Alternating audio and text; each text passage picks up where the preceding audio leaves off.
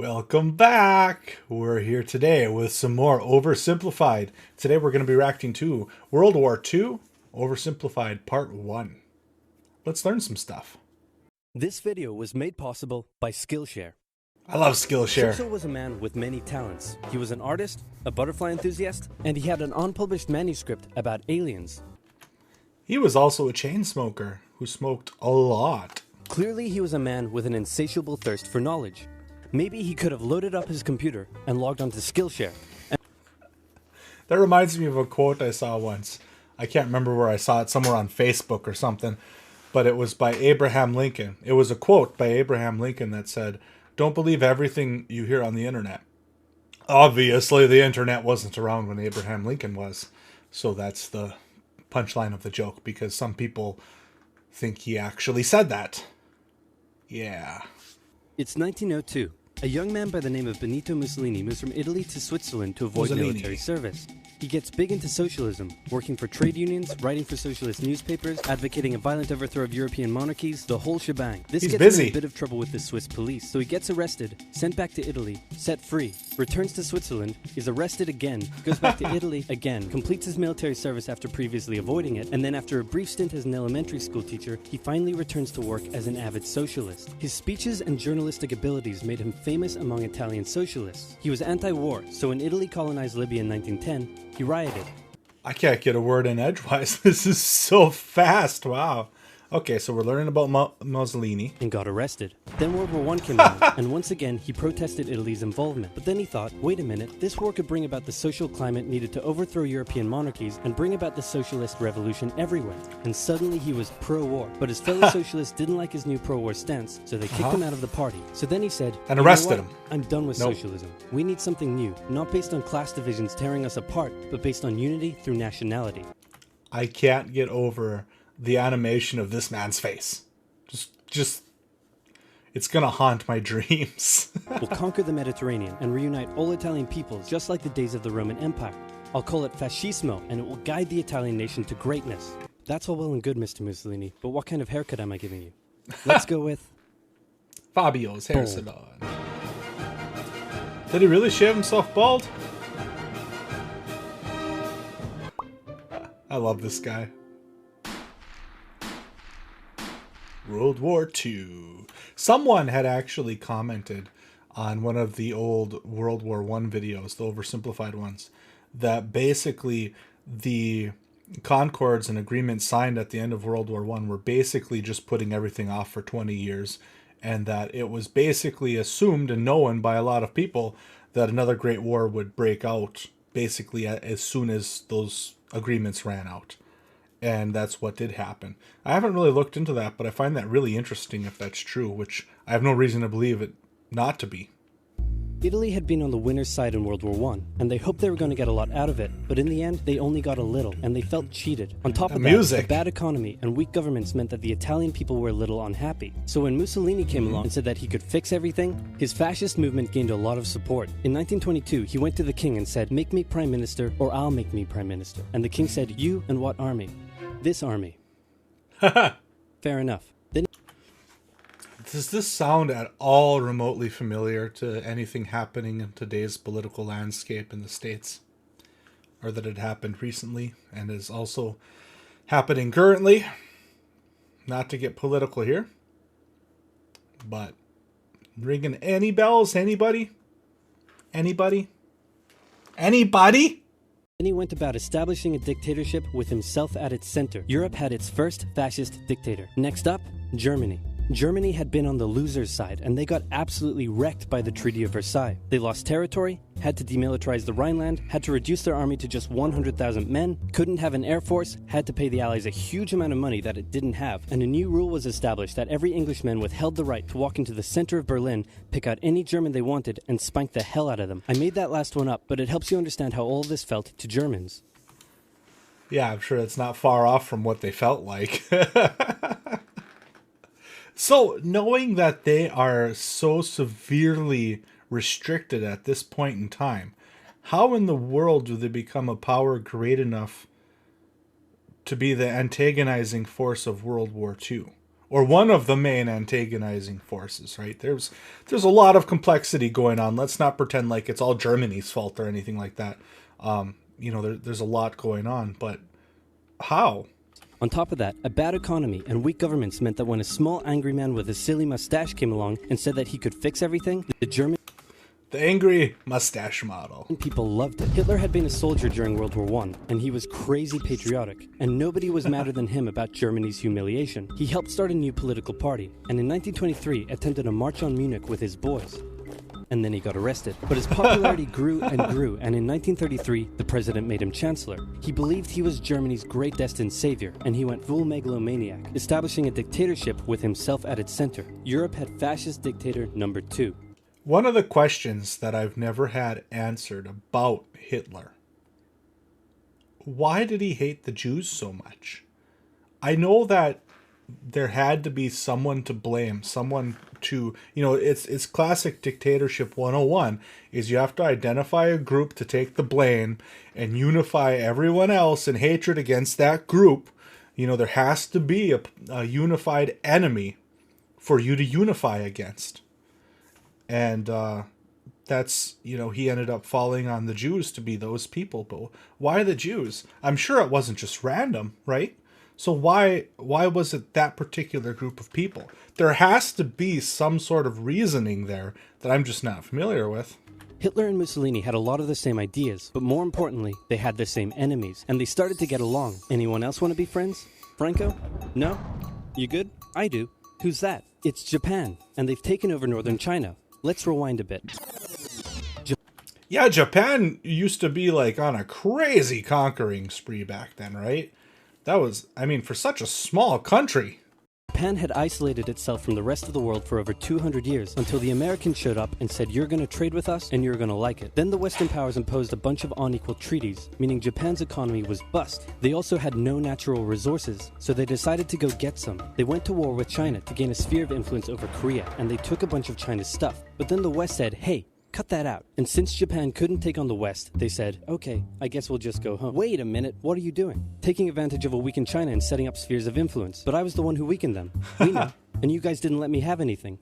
We know. That seems unfair. We don't think so. It's not unfair to us. I love this. Okay, see ya. So Japan thought, screw this, and went to war with Russia, and stunned everyone by actually winning. Then they fully annexed Korea, but they didn't stop there. In World War I, they took Germany's colonies and islands in Asia. And then in an incident that was maybe staged by the Japanese army, a bomb blew up a Japanese train in Manchuria, giving them an excuse to launch an invasion and take over. Yeah, that's one thing in history about, justifying actions and talking about unifying people again against a common enemy is false flag attacks. A lot of them you can't prove, but a lot of them just make a lot of sense. And something like that, maybe they were involved in it, maybe they weren't, but at the end of the day, it got their goal accomplished, right? It's just like that drone attack in the Russian capital recently that happened, 2 days ago or something like that at the time of this recording.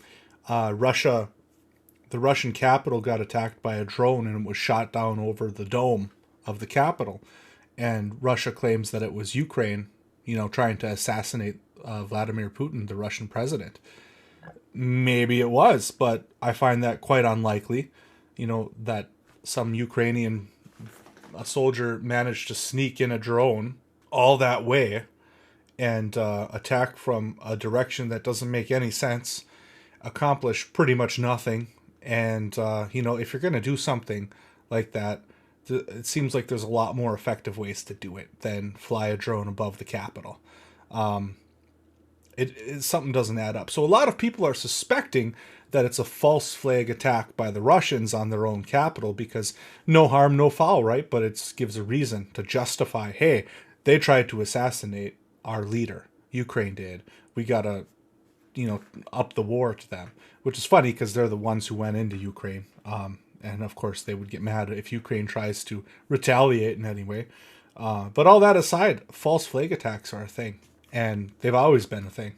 So here's the situation. Nazi Germany, Fascist Italy, and Japan all believe they're racially superior, all feel hostility towards the Allies, and all want to militarize and take over more stuff. And so they did. Let's start with Germany. Hitler hated the Treaty of Versailles, and now he was ready to begin undoing it. In complete violation of the treaty, the first Luftwaffe squadrons were set up, conscription was introduced, and he pimped up his army. The Allies did nothing. You know, that's actually one of the things about Hitler. He was a horrible, horrible, horrible person. Let's get that out of the way first. But some of the scientific projects when it comes to military technologies that he ordered were actually quite interesting and quite impressive. Some of the artillery and the trains and the tanks and stuff like that, absolutely awesome to see, you know, and that he actually built some of that stuff. Very cool stuff. But once again, horrible, horrible person. But some of those projects are cool to look at, especially when you can look at how they're engineered. Then Hitler sent his army back into the demilitarized Rhineland, giving orders to immediately retreat if the Allies showed up. The Allies did nothing. With his military re-strengthened, he could now move on to step 2. So basically, he's like a child who's just been grounded or just put in time out. He's going to keep continually testing the bounds and pushing a little bit to see when mom and dad get angry, right? And mom and dad just never got angry. He wanted to rapidly increase the Aryan population, and to do so, he needed Lebensraum. Or in other words, he would have to take over the world. But for now, a good portion of Europe would do, and he began eyeing up his neighbors. The Allies finally started to get worried, so they implemented a fairly useless diplomatic strategy called appeasement. And it went a little something like this. Hitler would say, "I want that thing." And the Allies would say, "You can't have that thing." "Okay, you can have that thing, but no more." "I want that thing." And repeat. In 1938, Hitler's army marched into Austria, and Bad Hitler, you go to your room and think about what you've done. just took it, with no resistance. Boom. This is Germany. In 1938, Wait, Hitler's army marched into Austria, and just took it, with no resistance. Boom. I feel like I remember there being a lot more to that. I know this is oversimplified, but I feel like Hitler was Austrian, wasn't he, originally? And he had a very good standing in Austria. I feel like there was a lot more going on there than he just waltzed in and took the place over. But this is Germany now. Next, he demanded to be given the Sudetenland, an area of Czechoslovakia with many ethnic Germans. The Allies held a meeting with Hitler in Munich and said, "Look, we're going to give you what... Hang on. This meeting is about my territory. Shouldn't I come to the meeting too? Anyway, we're going to give you what you want." Really? Yeah. This is about how it is. I mean, this is how the world goes, unfortunately. Yeah. Just like that? Yep. What's the catch? Just sign this piece of paper promising you won't invade the rest of Czechoslovakia. Okay. Then Chamberlain returned home victorious, waving his signed piece of paper in the air. Because agreements have meant so much to him so far, right? Czechoslovakia. Okay. Then Chamberlain returned home victorious, waving his signed piece of paper in the air, declaring crisis to be averted and the continuation of world peace. And we built a statue of Chamberlain in his honor, and every day on the 30th of September we celebrate Chamberlain Day. Hitler's invading the rest of Czechoslovakia. What? He's invading the rest of Czechoslovakia. Oh. But you lied to me. What do you But expect? he promised. I'm Hitler. Not to be outdone, Mussolini also wanted to get in on the action. He thought to himself, isn't there a not yet... Think... I can't. His face. Stop it. colonized nation somewhere which is so underdeveloped that the people would be defending themselves against our tanks with literal bows and arrows and wooden spears? Oh, there is? Fantastic. And so he took it. Italy also wanted to control the entrance to the Adriatic Sea, so they occupied Albania. Then, in another incident which was maybe staged by the Japanese, gunfire was exchanged by Japanese and Chinese troops at the Marco Polo Bridge, and the Japanese launched yet another invasion against China. They swept through Beijing and Shanghai, and then advanced through the Yangtze Valley to China's then capital, Nanking. But China's so huge. They have to have the troop advantage here. How is Japan walking all over them? It was here that saw the worst of Japan's shocking atrocities committed against the Chinese people. Back in Europe, Germany and Italy made their relationship status official by signing the Pact of Steel. Then, Hitler turned his eyes towards Poland and the hated Polish corridor splitting Germany in two. At this point, the Allies really had to put their foot down, and they warned him that an invasion of Poland would mean war. Hitler had planned to continue his advance eastward, but he didn't want to end up fighting a war on two fronts. So for now, he made an alliance with Stalin, saying, "How about we both invade Poland and split it between the two of us, and I definitely won't not refrain from not betraying you sometime in the future." Sounds... good. I wonder if maybe this person that's broken at least 5 different treaties and agreements would keep this one. Oh, but no, guys, it's okay. He promised this time, okay? This new alliance stunned the West. On the 1st of September 1939, German troops entered Poland, and Britain and France declared war on Germany. The Poles fought hard, but they were no match for the two giants crashing down on them from either side. Then came a period known as the Phony War, where everyone just sort of sat around not doing much. The French had launched a small invasion into the Saarland, but they maintained mostly defensive positions, and after a while decided to just turn around and call it a day. Speaking of France, the French were still super proud of their victory in World War I, and they hadn't really moved on from it. They still used horses, they dispatched messages by motorbike instead of using radio, orders from the commander-in-chief were usually pretty vague, and the troops were rarely inspected. They built a line of defenses along their German border, but didn't bother extending it all the way to the Channel, and they wouldn't launch artillery strikes against Germany out of fear of being retaliated against. In a war, they didn't want to attack the enemy. Yeah, that's quite interesting. Another thing, too, was about, the uniforms and stuff like that, especially in World War I, where they were still using some of the really old-school uniforms that just stood out like sore thumbs. So I'm quite curious, were they still using those types of uniforms in World War II, or at least in the beginning? And at first the UK wasn't much better. Chamberlain still naively hoped that the war could be ended diplomatically. Instead of bombing raids, the RAF dropped propaganda leaflets over German cities, which one air marshal said likely did nothing but provide the continent with toilet paper for the duration of the war. They also only sent 200,000 men to France, while the French had mobilized millions. Both Britain and France wanted to avoid a repeat of the First World War, and so they wanted to keep the war as far from home as possible. So they turned their eyes north, towards Norway. Neutral Sweden was exporting iron ore to Germany through neutral Norway, so the Allies asked them if they could please stop exporting iron ore to Germany, but this request was refused. Then, the Soviet Union attacked Finland, so the Allies said, how about we land troops in Norway and move them across Sweden to go help out your good pal Finland, and along the way maybe take control of all your arm fields. But Norway and Sweden still said no, so the UK mined the water. They read the fine print Around Norway to force any transport ships into international waters, and they also attacked a German tanker they found in the area. Hitler realized what the Allies were up to, and he quickly moved to secure his supply of iron ore. He launched an invasion through Denmark into Norway. The Allies rushed to land troops at key ports along the coast, but Germany had taken control of Norway's airfield, and their air superiority decided the fight. The Allies had to retreat. After this slightly embarrassing failure, Chamberlain resigned and was replaced with Winston Churchill, who had a slightly different approach to dealing with the Germans. Hitler's overall strategy was similar to Germany's First World War strategy. Attack France, defeat France, knocking out the UK in the process, then turn on the Soviet Union and win the war. With as crazy as some of these plans are, and how a lot of them actually worked, it's unironically scary how close Hitler was to winning. As a matter of fact, I seem to remember that there was a key point that helped decide the outcome of the war, which was a false information planted on a dead body that was made to look like a spy, and then purposefully turned over to Germany. And anyway, I guess we'll hear about that probably in part 2, but it's scary how close they were to doing everything that they wanted to do. It really and truly is. During the Phony War, the Allies had given Hitler time to prepare his forces. Now, he was ready to attack. The Allies had wanted to place troops in Belgium, but Belgium had refused, and in a move that surprised pretty much no one, Hitler launched an invasion to get around France's defenses. The Allies charged into Belgium at full speed to meet the German invasion head-on, and it looked like a repeat of the First World War was coming. But this time, Hitler had a trick up his sleeve. Blitzkrieg. As the Germans advanced, they sent thousands of refugees westward, slowing down the Allies. Then, to the south, the French had left the Ardennes, an area full of hills and forests, pretty underdefended because they thought it was naturally impenetrable. Well, the Germans were about to penetrate it with everything they had. They smashed 50 Wehrmacht divisions through and encircled the Allied armies at lightning speed. The best of the Allied forces were now trapped. The Germans squeezed in from all sides, taking out France's best armies and nearly wiping out the British too. But they managed to make a desperate last-minute escape at Dunkirk, with British civilian ships even making the perilous journey to bring their young men home. Once again, disclaimer, Hitler, horrible person. The stuff that him and his leadership did, absolutely unforgivable. Very evil man, right? But you do also have to acknowledge that the military leadership, which likely wasn't Hitler himself, but the military leadership throughout this war on their side, they did very well.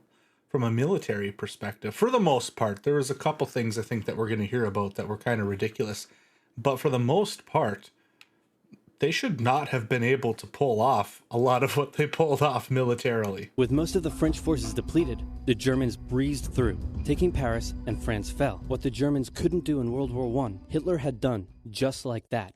Hitler hoped that with the fall of France, the UK would also lose hope and sue for peace. But quite annoyingly, it didn't, and he needed to secure the Western Front, so he tried to force them into submission with mind games. The UK were now all alone, and Hitler wanted to emphasize that. First of all, just before France fell, Italy finally declared war on the Allies, making the UK's situation even worse. Next, instead of just occupying all of France, Hitler occupied the coastal areas for defense, but allowed France to continue its existence as a German puppet state. This way, it looked like the UK's old ally had decided to switch sides. Hitler also hoped that the UK wouldn't attack any of her old allies' navy bases or colonies in Africa, giving Hitler an extra line of defense to the south. But the UK made sure to respond to this by sailing down to France's navy base in Algeria and wrecking a bunch of ships. So have at it. Hitler then began laying down plans for an invasion of Great Britain before German troops could land. Wait. What did that say? Not us. This way, us. Wrong way.